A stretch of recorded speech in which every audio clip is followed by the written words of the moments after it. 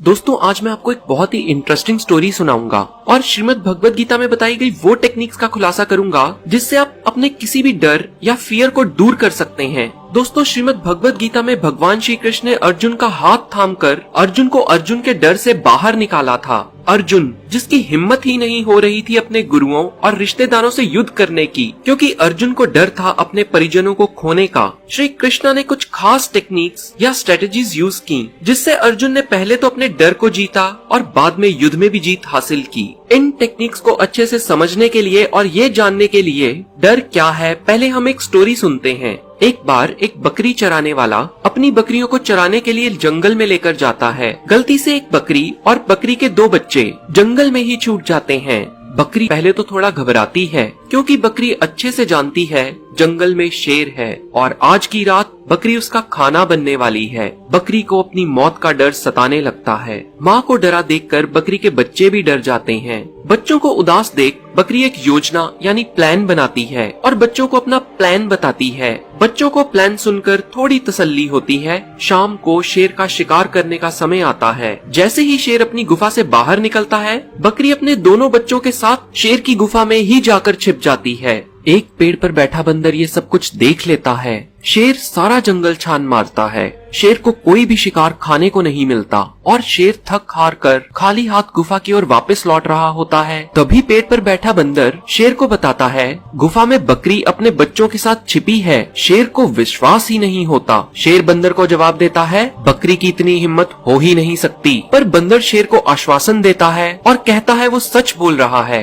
शेर इस पर खुश हो जाता है और बोलता है आज तो मेरी दावत हो जाएगी। जैसे ही बकरी और उसके बच्चों को पता लगता है कि शेर गुफा के बाहर खड़ा है, बकरी और उसके बच्चे डर जाते हैं। बकरी बच्चों से कहती है जैसे हमने प्लान बनाया है बिना डरे वैसे ही करना। जैसे ही शेर गुफा की ओर कदम बढ़ाने लगता है, अंदर से आवाज आती है माँ माँ हमें बहुत भूख लगी है। बकरी बच्चों से कहती है धैर्य रखो, अभी शेर मामा आ जाएंगे, तब हम उन्हें नोच नोच कर खाएंगे। शेर ये सुनकर डर जाता है और बंदर को फटकार लगा के पूछता है सच बता गुफा में कौन है। बंदर फिर आश्वासन देता है अंदर बकरी ही है। शेर बंदर को गुस्से से कहता है हो ही नहीं सकता, बकरी की इतनी हिम्मत नहीं हो सकती कि वो मेरी गुफा में चली आए और मेरे अंदर आने का इंतजार करे। बंदर फिर कहता है कि वो सच बोल रहा है, अंदर बकरी ही है। शेर बंदर से कहता है अगर ये सच है तो तू भी मेरे साथ अंदर चल। शेर को गुफा के अंदर जाते डर लग रहा था, इसीलिए शेर ने बंदर को अपने साथ चलने को कहा।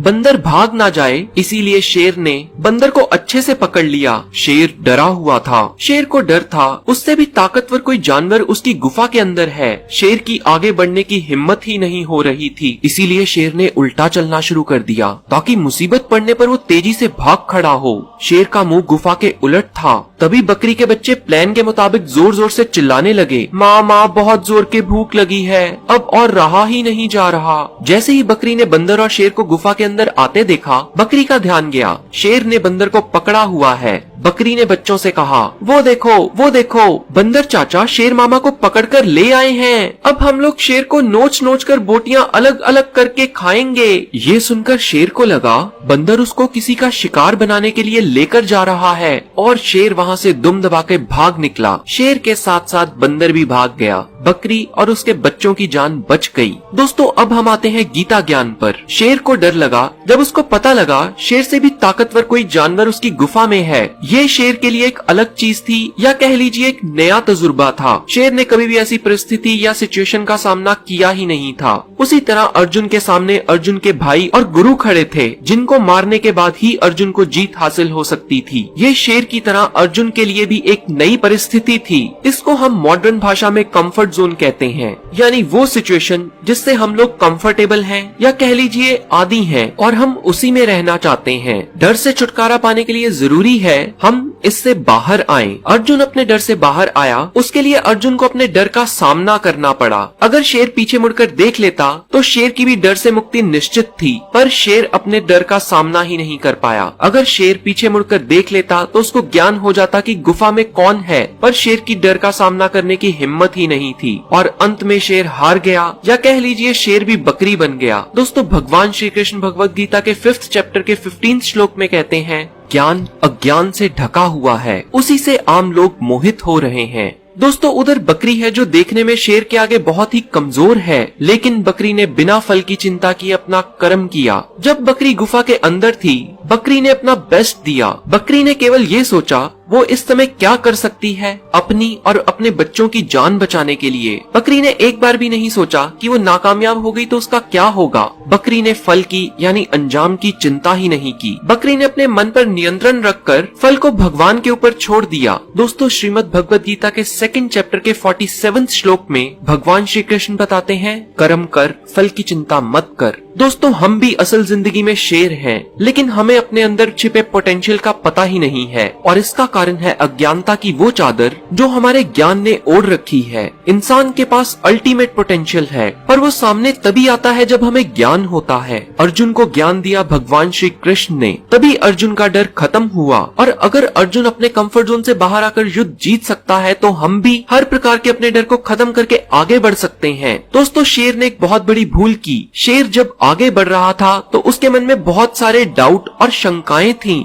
इसीलिए शेर उल्टा चल रहा था। उधर अर्जुन की सभी शंकाएं भगवान श्री कृष्ण ने दूर की। अर्जुन का माइंड भी डावाडोल था, पर श्री कृष्ण ने अर्जुन को रोक लिया, आगे बढ़ने ही नहीं दिया। तभी श्री कृष्ण ने अर्जुन को गीता ज्ञान दिया। दोस्तों इस वीडियो को हम कंक्लूड कर सकते हैं, अज्ञानता से डर पैदा होता है, ज्ञान डर को दूर करता है। केवल डर का सामना करके ही डर को खत्म किया जा सकता है, और डर का सामना तभी किया जा सकता है जब हम अपने कंफर्ट जोन से बाहर आएं। दोस्तों इसको भी एग्जाम्पल के साथ देखते हैं। मान लीजिए एक व्यक्ति को स्टेज पर चढ़ के लोगों के सामने लेक्चर देने में बहुत डर लगता है। सबसे पहले उस व्यक्ति को उस टॉपिक पर अच्छे से ज्ञान हासिल करना होगा जिस पर वो लेक्चर देना चाहता है। फिर उस व्यक्ति को अपने कंफर्ट जोन से बाहर आना होगा। आज तक वो स्टेज पर चढ़ा ही नहीं है, आज उसको इसके उलट करना होगा और स्टेज पर खड़ा होना होगा, और ऐसा करके वो अपने डर का सामना करेगा। और इसके लिए वो व्यक्ति पहले अपने एक दोस्त के साथ प्रैक्टिस भी कर सकता है, और फिर दूसरे दोस्त के सामने, और फिर कुछ जाने पहचाने लोगों के साथ, और लास्ट में बहुत से लोगों के साथ और बहुत से लोगों के सामने। दोस्तों एंड में वो व्यक्ति जब स्टेज पर खड़ा होगा उसको फल की चिंता नहीं करनी होगी। ज्यादातर लोग यही गलती करते हैं। लोग यही सोचते हैं दूसरे मेरे बारे में क्या सोचेंगे, मैंने कोई गलती कर दी तो सब हंसेंगे, एटसेट्रा एटसेट्रा। दोस्तों मैं जानता हूँ ये इतना आसान नहीं है। मैं आपको ये भी सलाह दूंगा, अगर आप बहुत ज्यादा डरते हैं तो आप अपने डर से छुटकारा पाने के लिए किसी बाहरी व्यक्ति की भी मदद ले सकते हैं, जैसे अर्जुन ने श्री कृष्ण की मदद ली थी। आप भी अपने डर को डिस्कस कर सकते हैं किसी क्लिनिकल साइकोलॉजिस्ट से। ये लोग आपको इन स्टेप्स को फॉलो करवाने में मदद करेंगे, और गवर्नमेंट हॉस्पिटल में आसानी से कम पैसे खर्च करके आप इनकी मदद ले सकते हैं। याद रहे ये लोग एक बैसाखी की तरह काम करते हैं, जो शुरू में हमें सहारा देते हैं, और जब हम अपने पैरों पे खड़े हो जाते हैं तो हम अपने डर को खुद ही जीत लेते हैं।